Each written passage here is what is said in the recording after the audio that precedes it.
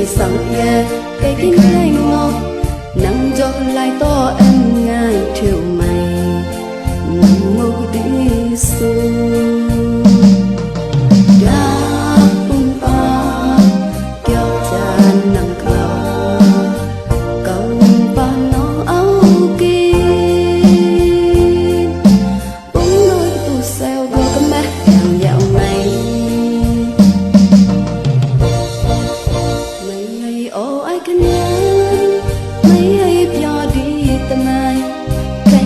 ông lối nì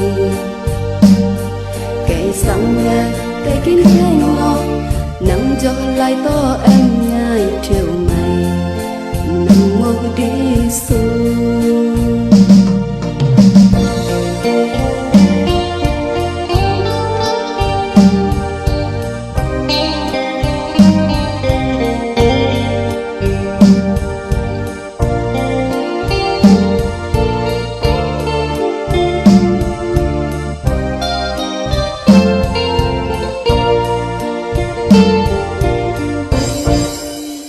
về là cái má đeo giá không ai áo mi này cái mẹ ai thay tàn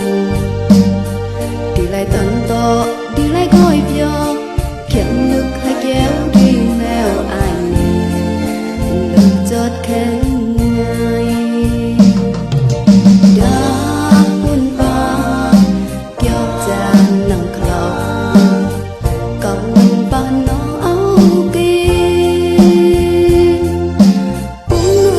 sao có cái mắt nhạo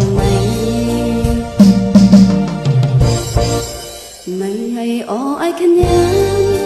mày hay nhỏ đi tâm ai khen chưa ông lối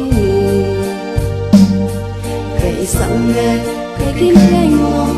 nắng gió lại to em ngay chiều mày nắng mơ đi xuống